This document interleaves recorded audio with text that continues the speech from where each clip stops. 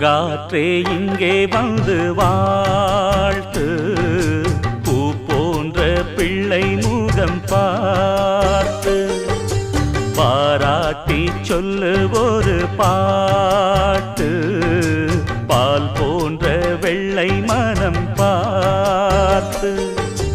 யார் சொல்லுவது இங்கு தாயில்லையென, நான் கொஞ்சிடுவேன் உனையன் பிள்ளையென.